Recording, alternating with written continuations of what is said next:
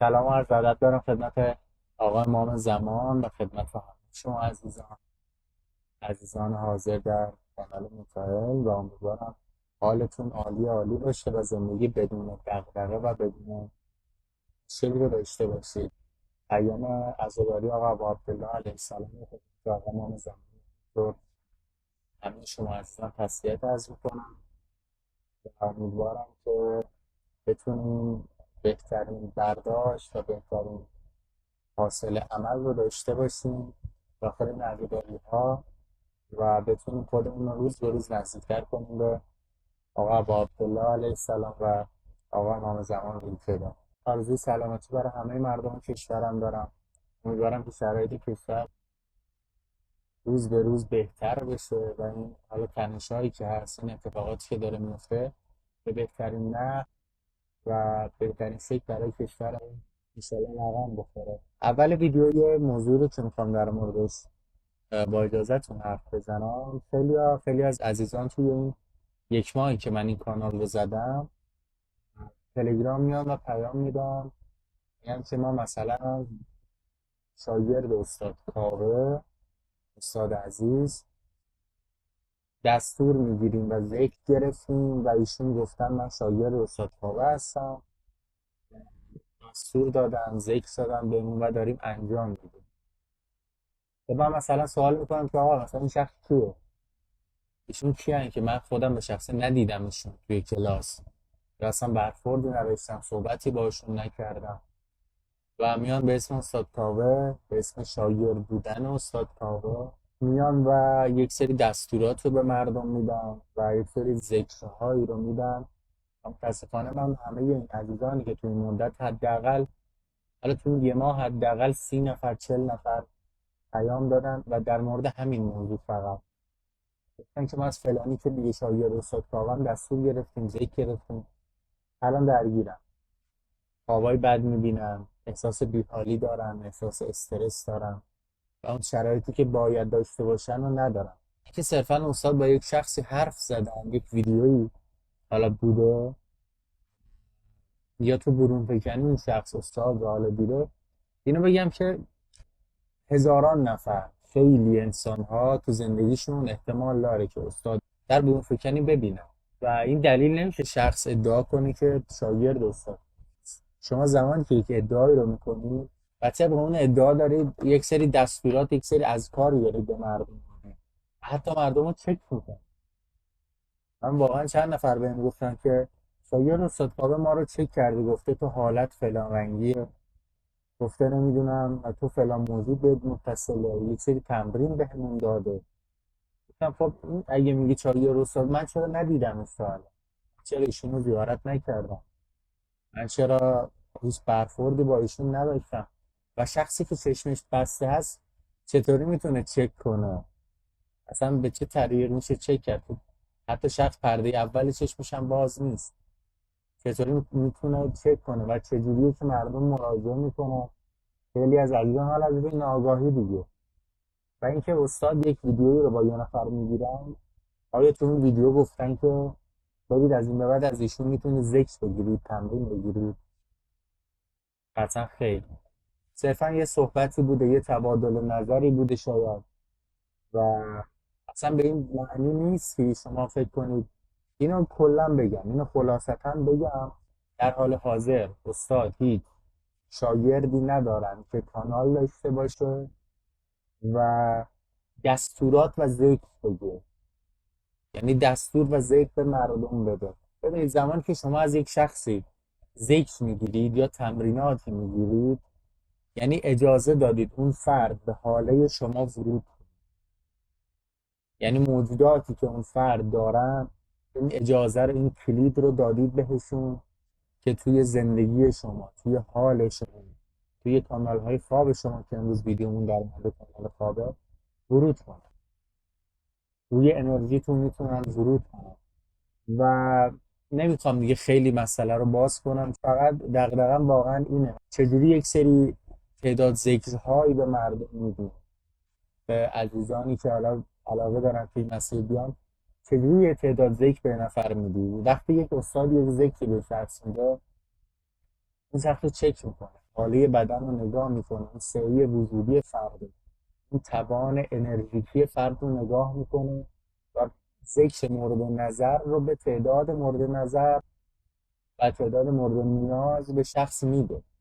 حالا چجوری وقتی که یک فردی چشمش بسته است برو فکنی والا چی بگم، می‌دونید این مسائل زیاده. خواهش میکنم، خواهشی که دارم یه ذره چشم و گوشتون بازتر باشه. انقدر سریع اگر استاد کاوه توی ویدیوی خودشون اگر استاد کاوه توی ویدیوی خودشون دستوری رو گفتن، یعنی از لسان مبارک خودشون بیرون اومد، انجام بده. ولی اینکه حتی اگر خود منم این حرفو زدم، من که هیچ موقع نه به کسی دستوری دادم نه تمرینی دادم. هر موقع سوالی عزیزان کردن کامنت ها رو دیدیم دیگه، گفتم فلان ویدیوی استاد هست تشریف ببره. نه از اینکه شاگرد استاد کاوه سعی کردم سوء استفاده بکنم، نه اینکه مردم رو اسیر کنم. ببینید واقعا هر لحظه، هر حرفی که آدم میزنه، هر عملی که انجام میده، واقعا اینو یه روزی باید جواب بده. هر حتی هر پولی که آدم در میاره، علاوه هر مسیری، باید جوابگو باشیم. باید در مورد ادعاهایی که میکنیم جوابگو باشیم جلو خداوند و جلوی ائمه علیهم السلام. ما نمیتونیم ادعا کنیم که سرباز امام زمانی روح فدا، ولی یه سری کارهایی بکنیم که اصلا در شأن سرباز بودن نیست. بیایم مردم رو اسیر کنیم، حالا به هر اسم، به اسم استاد بودن، به اسم تشکیل کلاس، به اسم شاگرد بودن، هر چیز. پس خواهشی که دارم از دوستان اینه که یه ذره هوشیارتر، یه ذره اگر دوست دارید با دستورات استاد برید جلو، خب ویدیوهای خودشون هست. من تو ویدیوهای خودم هیچ موقع نشده که یه ذکری و یه دستوری بدم. همیشه گفتم استاد فلان حرف رو زدن، استاد فلان دستور رو دادن، میتونید مراجعه کنید و از ایشون اخذ اطلاعات کنید.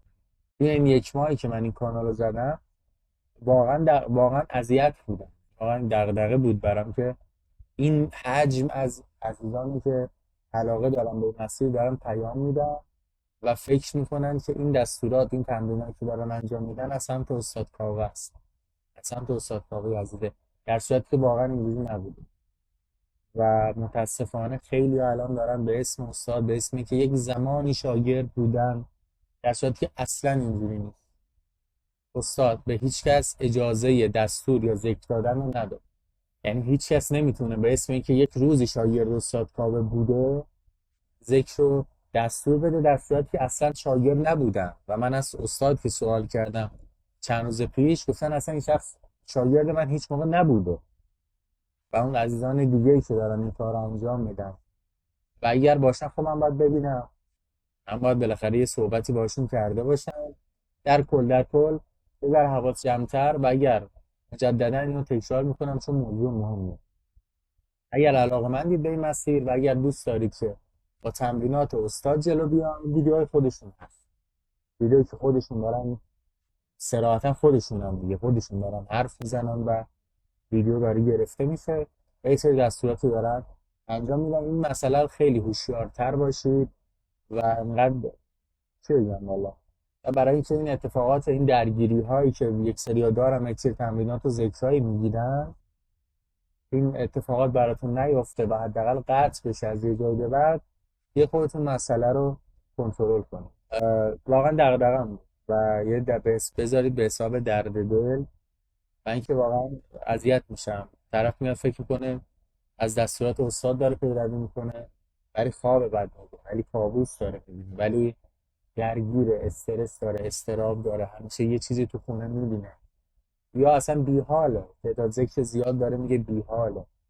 این مسائل هست که ذره دقت کنید که خدا نکرده دچار مشکلاتی نشید.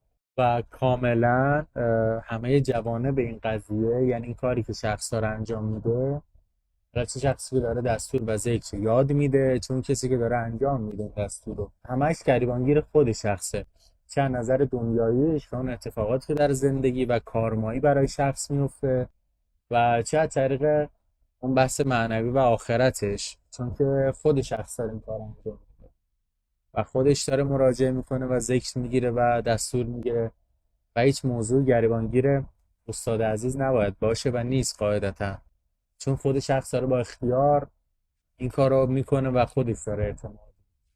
یه موضوع دیگه ای رو هم که بگم و بعد برم سر وقت موضوع ویدیوی امروز. من واقعا معذرت میخوام چون میبینید خونه خودم نیستم الان و یه شهر دیگه ای هستم، حالا به خاطر این اتفاقاتی که پیش اومد. و ببخشید اگه کامنت های یوتیوب رو دارم دیر جواب میدم، اگه پیوی های تلگرام رو دارم دیر جواب میدم معذرت میخوام، حلال کنید. از قصد نیست حقیقتا و واقعا فرصت نکردم و اگه یه ذره بک‌گراند اینجا موضوع نیست و در لیاقت دید شما نیست، من معذرت میخوام. کلا خونه رو عوض کردم، ان یه مدت دیگه برمیگردم منزل خودم و شرایط ویدیو خیلی بهتر میشه. خب عزیزان، موضوع ویدیو امروز کانال های خواب، مبحث مهمی که متاسفانه خیلیا به صورت درست و تمیز و پاکیزه کانال های خوابشون رو نگهداری و مراقبت نمی‌کنن. کلا بذارید اول ببینیم کانال خواب چیه. کانال خواب اون قسمت از وجود و روح و حتی جسم شماست که مربوط به خواب دیدن به صورت مستقیم. هم بود فیزیکی داره در بدن، یعنی یک سری کانال های انرژیکی متافیزیکی و فیزیکی هستن و هم حالت ماورایی داره و مستقیما مربوط به چاکرا میشه. اگه شما کانال های خواب پاکیزه و تمیزی نداشته باشین از نظر انرژیکی، همین خوابایی که متاسفانه خیلی از عزیزان باش درگیرن و تو کامنت ها داریم میبینیم، خواب ترسناک میبینن، خواب میبینه یه سری حیوان دارن دنبالش میکنن، خواب میبینه یه سری اتفاقات بد داره براش میفته، یه جایی داره میفته پایین، یا یک سری اتفاقاتی از این دست داره براش میفته. دلایل زیادی باعث میشه که یک شخص برای خوابش بسته بشه که همه این دلایل مستقیما مربوط میشه به اعمال و رفتار و اون تفکراتی که شخص در بیداری داره. یعنی چی؟ مثلا شخص خیلی آدمیه که استرس داره تو زندگی، خیلی آدمیه که خشم و کینه و نفرت داره و هر چیزی که مربوط به اعمالی میشه که فرکانس های منفی رو وارد میکنن به انسان. خب این نمودش رو، این برون ریزیش رو، این به قول معروف اون حسی که ذهن میخواد راحت بشه رو شخص توی خواب میبینه. یعنی ذهن شخص اون برون ریزی و اون عقده باز نشده ای که شخص، خب این ذهن باید یه جور خالی بشه دیگه.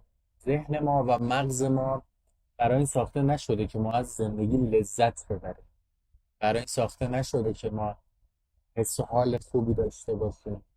این خود ما هم که به این شکل میدیم. ذهن ما برای این ساخته شده که ما بقا داشته باشیم، ما زنده بمونیم.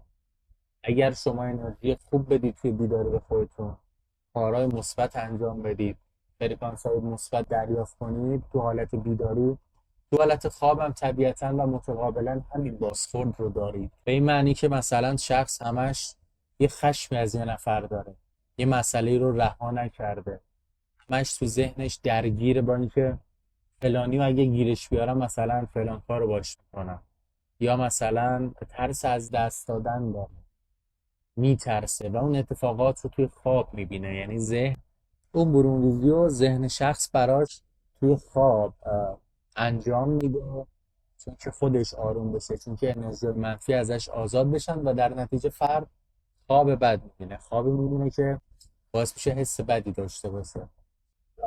کلا این روال یه تایمی که طی بشه، یه تایمی که این شخص درگیر این مسائل باشه، مشکلات مستقیم چاپچایی براش پیش میاد و در نتیجه کانال‌های خوابش مستقیما چاکرای تاجی و چشم سومش کم کم از تعادل خارج میشن. کانال‌های خوابش به مرور بسته یا به شدت درگیر تاریکی میشن که نتیجهش میشن این خوابای بد دیدن و مسائل اینجوری. یکی دیگه از مهمترین مسائلی که میتونه کانال خواب رو به صورت مستقیم درگیر کنه همین دعا تلسماس، همین فال گرفتن هاست، همین سرکتاب هاست، همین چیزایی که به کرات گفتیم که اشتباه و غلطه و سیاهی رو به زندگیتون ورود میده. و حالا میخوام یک سری راههایی رو بگم، نمیخوام ویدیو زیاد طولانی بشه، اذیت نشین تو شرایط اینترنت. یک سری راهها رو میخوام بگم که کانال خواب رو پاکسازی کنید، یعنی خوابهای بهتری ببینید. اگر کانال خواب بسته است و چندین سال خواب نمیبینید، یک کمکی بشه که این شرایط بهینه حاله و شرایط خوبه حالت متافیزیکی بدنتون انشالله به دست بیاد. یکی از مواردی که خیلی خیلی کمک میکنه که شما خواب راحت و خواب آروم و بدون دغدغه‌ای داشته باشین، طبق حدیث آقا امیرالمؤمنین که فرمودن دست صورت خود را از شرک غذا پاک کن، چون شیاطین به طمع بوی غذا موجب ترس و وحشت شما میشن و باعث میشن که شما بدخواب بشید. و اصلا از جن و شیاطین هم نگید، همون انرژی خوارهایی که وجود دارن، انرژی خوارهایی که به طمع پسمونده غذا، ببخشید من پس زشته دارم اینجوری میگم، یه مسواکی زده بشه خیلی خوبه قبل از خواب. بالاخره غذا خورده میشه، یه مقداری از غذا، حالا شاید یک سری دندان خراب داشته باشیم و ورود کرده باشه به اون گوشه کنارهای دندان، یا اینکه دست و صورت رو طرف قشنگ یا کلاً به پوست، کلاً به مباحث بهداشتی و شخصی خودش و مباحث سبک زندگی و فردی خودش اهمیت نمیده و این باعث میشه که شدیداً فرکانس طرف افت کنه و در نتیجه خوابای بدی ببینه. یا حتی من دیدم چند تا رفیقای خودم بودم مثلا خواب بد میدید، تو سوال میکرد این قضیه چیه، چرا من اینقدر دارم خواب میبینم؟ بعد مثلا یه نگاه میکردم یا حالا صحبتی میکردیم، دیدم که یک حیوان خونگی داره، مثلا یه سگی داره، یه گربه‌ای داره و حواسش به اون نیست، یعنی از نظر پاکی، از نظر حالا محیطی که داره اون حیوان بنده خدا زندگی میکنه اون پاک نیست و حالا جای دستشویش، جای کارهایی که انجام میده قشنگ تمیز نیست و اینا همه باعث جذب انرژی خوار میشه. یه مورد دیگه‌ای هم که حالا گفتم تو این قضیه یادم اومد، خیلی از عزیزان عادت دارن به بوی عود، داخل خونهشون عود روشن میکنن، شمع روشن میکنن و اصلا آرامش خودشون رو من خیلی از عزیزان رو دیدم پیام میذارن یا پیام میدن که آقا ما خیلی عود روشن میکنیم و عود چقدر ما رو آروم میکنه، چقدر روشن کردن شمع ما رو آروم میکنه. خب شمع رو که میدونید دیگه، واقعا شمع فقط باید به نیت روشنایی روشن بشه، یعنی بر رفته شما شمع رو روشن میکنی و رنگ شمع هم مهمه. حالا من نمیخوام در مورد شمع زیاد صحبت کنم، ان شاءالله توی یه ویدیوی دیگه. و شمع دعوته و خیلی از عزیزان متاسفانه حین مراقبه از شمع استفاده میکنه، از آینه استفاده میکنن که خیلی غلطه و قبلا هم گفتیم که دلایلش چیه، که چجوری باعث میشه شما درگیر بشید و مستقیما روی کانال خوابتون اثر بذاره یا بین خواب و بیداری باعث آزار و اذیت شما بشه، یا اینکه من دیدم خیلی از عزیزان اصلا یه جورای معتاد به عود. حالا چرا ما میگیم کلا سعی کنید عود روشن نکنید مخصوصا توی شب و سعی نکنید که اعتیاد داشته باشید به عود. ببینید موجودات ماورایی خب مثل انسان معده که به قول معروف نداره، با قاشق که غذا بر نمیداره از توی ظرفی بخوره، تو دنیا خودشون شبیه این رو دارن ولی قاطبه‌شون به این صورت نیست. موجودات ماورایی اینا موجودات مخصوصا تاریک از بوها، از انرژی های رفتار و اعمال، از انرژی های وسایل خونه، از انرژی های راکد توی خونه استفاده میکنن، از اون بخورات، از اون چیزهایی که ما روشن میکنیم توی منزل استفاده میکنن. یه موجوده مثلا خب موجودات ماورایی یا اون حیوانات دنیای ماورایی یه جور دو جور که به قول معروف نیستن، میلیون ها، هزار، صدها هزار گونه‌ان، صدها هزار دستن. یه موجود بوی عود دوست داره، یه موجود برگ بو دوست داره، یه موجود یه چیز دیگه مثلا دوست داره که وقتی شما اونو دود میکنید و آتیش میگیرید یه بوی ازش ساطع میشه، یه انرژی توی فضا شکل میگیره دیگه، اون بو میپیچه. و اگر شما آدمی باشید که مداوم این کار رو انجام بدید، بخوای نخوای یک سری موجود جلب میشن و ما عموما همه ما انسان به خاطر حالا شرایط زندگی و اون مسائلی که هست یک سری انرژی خوار داریم. حالا شما فردی هستید که هر شب یا یه شب در میون توی منزلتون دارید عود روشن و احساس میکنید که با اون روی عود آرامش پیدا میکنید، در صورتی که اینجوری نیست. چرا احساس آرامش میکنید؟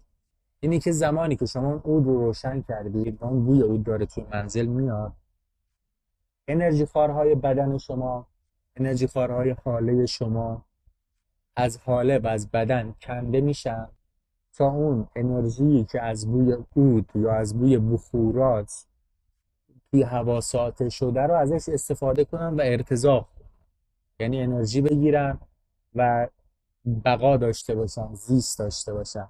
توی اون لحظه که انرژی خارها از ما کنده شدن، شخص احساس آرامش داره و کاملا طبیعیه.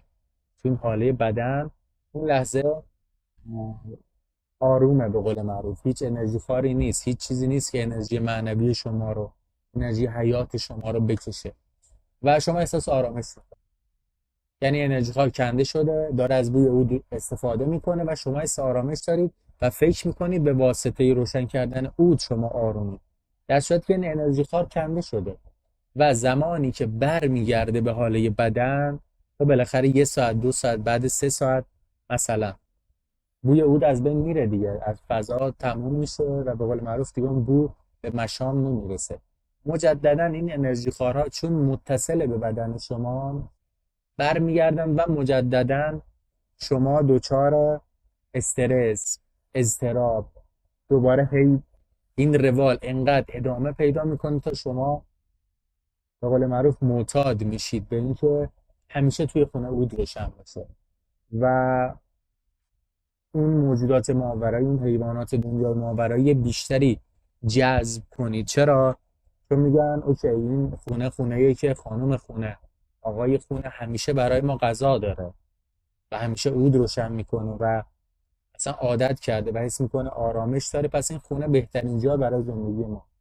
و ورودشون به منزل همانا دعواهای بی‌دلیل، بی انرژی بودن مداوم، حال بد، حس بد، همین مشکلات مربوط به خواب همان و وارد شدنشون به زندگی و کم کم این انرژی خارها بزرگتر شدن و تحت نظر موجودی بزرگتر رفتن و مسائلی از این دست. این یکی از مباحث خیلی مهمیه که در مورد بخورات باید خیلی توجه کنید. اگه بخوری میخواید روشن کنید توی روز به نیت پاکسازی، از اسفند استفاده کنید و این صلوات اونا نخونید روی اسفند تایمی که دارید بو میکنید، بو میدید ببخشید کل منزل به و قبلش نیت کنید خدا من به نیت پاکسازی اسفند روشن میکنم و سعی میکنم که خونم رو باید به وسیله این اسفند پاکسازی کنم. هیچ چیز دیگه ای نه بو بدیم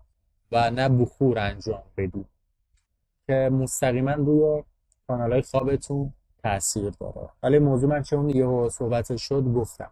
مورد دومی خیلی به شما کمک میکنه که خواب راحت و خواب خیلی به قول معروف لذت بخشی، حداقل آرومی داشته باشین. این روشیه که میخوام الان بهتون بگم.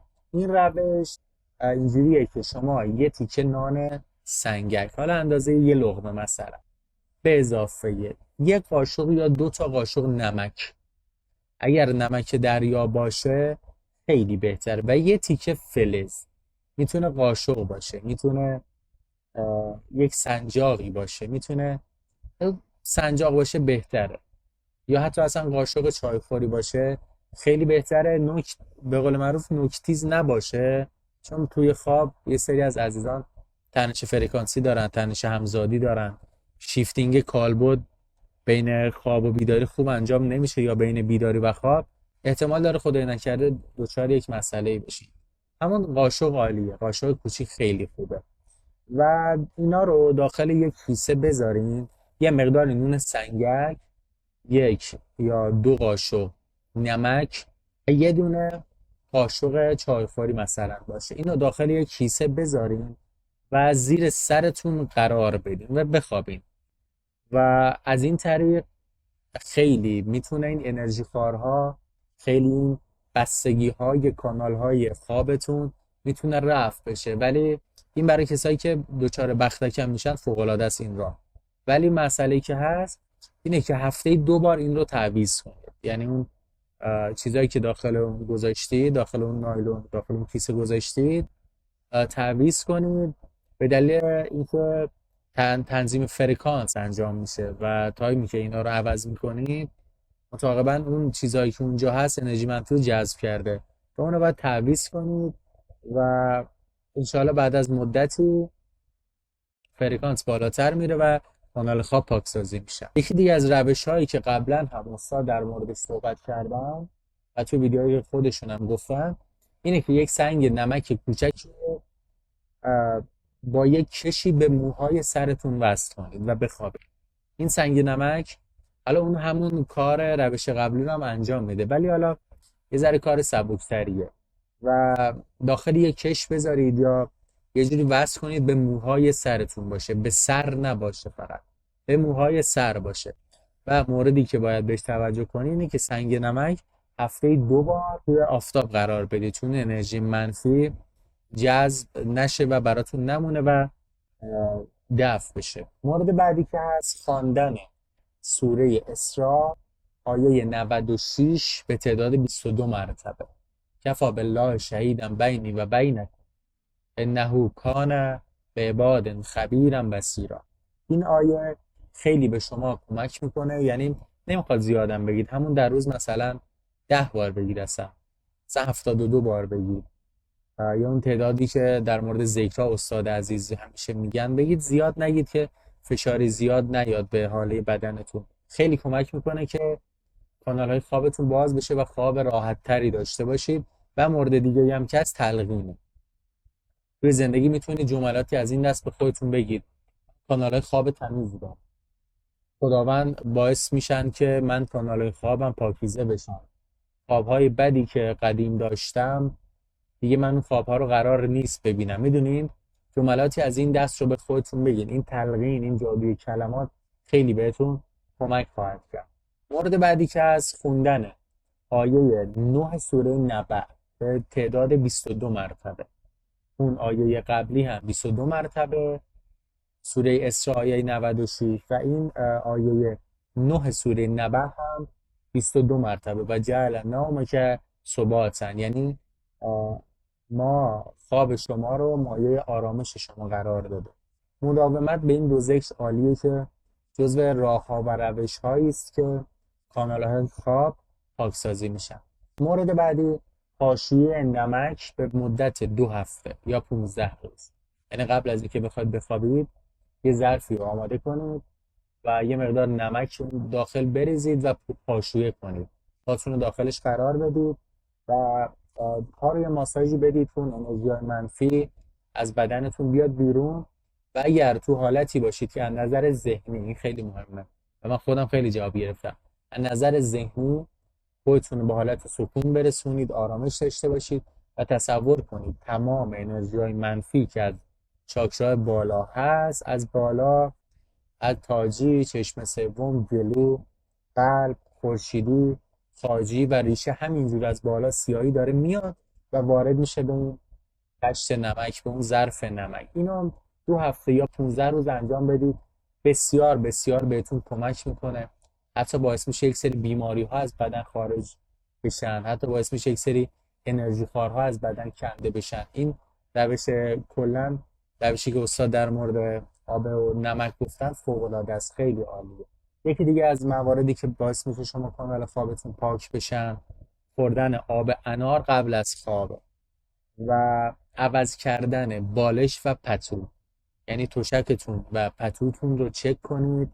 ببینید ما در زندگی برای هممون پیش اومده یه تایمی افسرده بودیم، یه تایمی حالمون بد بوده، یه تایمی در مورد یک موضوعی حس بدی داشتیم و اون حس رو با خودمون میبردیم تو رخت خواب و اون رخت خواب، اون تشک، اون پتوی ما حاوی اون انرژی هم. مخصوصا اگر از پر باشه، یعنی تختمون، بالشمون، پتومون، هر چیزی که از پر باشه، یعنی مال یک موجود زنده‌ای باشه، این به صورت مضاعف این قضیه تأثیر گذاره. و اگر ما اون تشک و بالشت و پتومون رو حالا یا عوض کنیم که چه بهتر، اگه حس میکنیم که سنگینی وجود داره. اگر هم نمیخوایم عوض کنیم، میتونیم اونو بشوریم با آب معمولی یا حالا با شوینده‌ای که هست، یه مقداری هم سرکه اضافه کنیم و بذاریمش مثلا 4-5-6 ساعتی داخل روز زیر آفتاب. این آفتاب با اون سرکه کاملا اون انرژی منفی رو دفع خواهد کرد و باعث میشن که اون حالا اون انرژی خارها، اون کثیفی ها، اون بد انرژی هایی که حضور دارن و باعث میشن ما کانال خوابمون بسته بشه از اون فاصله بگیرن و خواب بهتر و راحت تری داشته باشیم. مورد بعدی که همیشه قطعا خیلیاتون میدونید و لازم میدونم که بگم اینه که خب ما میدونیم یک سری از مشکلاتی که در مورد کانال خوابمون هست مستقیما مربوط به چاکرای تاجی و چشم سومه. یعنی اون نارسایی ها، اون عدم تعادل ها و عدم پاکی هایی که وجود داره، حالا که مجموعاً مربوط به یه بخشش مربوط به انرژی خوار هاست در مورد چاکرای چشم سوم و تاجی. یعنی ما اگر 2 تا تخم مرغ، این روش خیلی خوبیه، اگر 2 تا تخم مرغ بغل سر خودمون بذاریم، سوره ناس، فلق و آیت الکرسی و سوره نصر رو بخونید. یعنی اون هی بخونید، این انرژی خارها همونطور که میدونید به طمع انرژی حیات ورود میکنن به تخم و عملا بدن و اون قسمت از بدن پاک میشه. اینو برای همه بدن میتونید استفاده کنید، برای همه نقاط بدن، و به راحتی میتونید پاک کنید قسمت بدنتون از این موجودات و در نتیجه خواب بهتری مجدد داشته باشید. یه مورد دیگه ای که از قبل از خواب، خب ما یه سری، همه عزیزان دیگه الان یه سری اکسسوریا دارن، این دستبندیه، گردنبندیه و طلا و نقره مشکلی نداره، ولی چیزای شبیه به این، یه سری دستبندهای چرمی هست، یه سری حتی یک سری دستبندهای عزیزان دارن که سنگ، خب اون سنگ احتمال داره اگه پاکسازی نشده باشه سنگین باشه و حتی اون انگشتر، حتی رکاب اون انگشتری که باش میخوابیم اگر کوچکترین سنگینی داشته باشه مستقیما تأثیر میذاره روی کانالهای خوابمون و باعث میشه خواب بدی داشته باشیم. مورد بعدی که هست و خیلی از عزیزان، حالا خودم هم تا یه مدتی از سر تنبلی با ما اصلا عنایتی و اصلا نگاهی بهش نداشتم، اینه که یک سری مثلا شام خوردیم، یک سری ظرف و ظروفی هست توی آشپزخونه است دور و برمونه، این ظرف و ظروف رو نشستیم و میخوابیم. همونطور که طبق حدیث آقا امیرالمومنین علیه السلام بود، مجدد این قضیه اینجا هم صدق میکنه 100%، که شیاطین و اجنیان، همون انرژی خوارها، به طمع اینکه استفاده کنن از اون انرژی غذاها میان و تأثیراتی روی خواب میذارن، باعث وحشت میشن، باعث ترس میشن و در کل این قضیه نظافت محل زندگی، گرد و غبار نداشتن، لباس ها، تشک، اون وسایل خواب و حتی لباس خواب خیلی تأثیر گذاره توی کانال های خواب. و مورد آخری که میخوام داخل این ویدیو اشاره کنم، معذرت میخوام اگه ویدیو طولانی شد تو این شرایط، عذرخواهی میکنم. مورد آخر رو بگم و با اجازهتون رفع زحمت کنم سرتون رو بیشتر از این. مورد آخر خوندن آیات سخره هست که در زمانی که شخص این آیات رو قبل از خواب میخونه خیلی کمک میکنه که فرد اگر وضو گرفته باشه فوق العاده از قبل خواب یه ناس و فلقی بخونه، عادت کنه، یا آیت الکرسی بخونه، اینا خیلی کمک میکنن که کانالهای خواب باز بشن و مخصوص همین آیات سخره به آیات 54 55 و 56 سوره اعراف گفته میشه و میدونید که دیگه سوره اعراف یکی از قوی ترین سوره، همه این سوره های قرآن کلام خداوند انرژی کاملا و چقدر قوی هست در مورد همین مسائل انرژی خواه، جادو، طلسم یا مسائل مربوط به این. و اگر جمعی این کارها رو عزیز یا دوستی که میدونید مشکلات خواب داره، مشکلات کابوس داره یا حتی اصلا خواب نمیبینه، تایم زیادی یک کانال های خوابش بسته است، میتونه از این راه ها استفاده کنه و انشالله اون کانال های خواب باز میشن. و اینکه از همه اینها مهمتر و پیش درآمد همه اینها همونطور که اول ویدیو گفتم رفتار، اعمال و تفکر ما در بیداریه و خیلی مهمه که ما چطور آدمی باشیم، یعنی چجوری سعی کنیم زندگیمون رو بسازیم، چجوری روابطمون با بقیه باشه، چجوری خیرمون به دیگران برسه، آیا اذیتمون داره میرسه یا نمیرسه. همون خودشناسی و خودسازی که همیشه در موردش حرف زدیم. خیلی ممنونم. معذرت میخوام اگه ویدیو طولانی شد. امیدوارم که حالتون عالی باشه، در پناه آقای امام زمان باشید و آقا از یارای خوبشون قرار بدن. مجدد معذرت میخوام اگه اون تایم پیوی های تلگرام و کامنت های یوتیوب یه ذره با عنایت کمتر یا یه ذره عجولتر یا یه ذره نمیدونم، اگه برداشت بدی کردید من معذرت میخوام از جواب دادن ها، یا اگر دیر جواب دادم عذرخواهی میکنم. به خاطر شرایطی درونش هستیم بود، شرایط کشور و اینکه خودم هم در حال جابجایی بودم. ازتون معذرت میخوام. امیدوارم که حلال کنیم و ببخشید. امیدوارم حالتون همیشه عالی باشه. در پناه آقا امیرالمومنین باشید و آقا امام زمان هیچ موقع روی فدا علیهم السلام هیچ موقع نگاه لطفشون از ما برگ نمیدارن. بیشتر بهمون انشاءالله سعی کنیم که به چشمشون بیان و بیشتر بهمون نگاه کنن. خیلی ممنون که ویدیو رو دیدید. یا علی مدد. روزتون بخیر.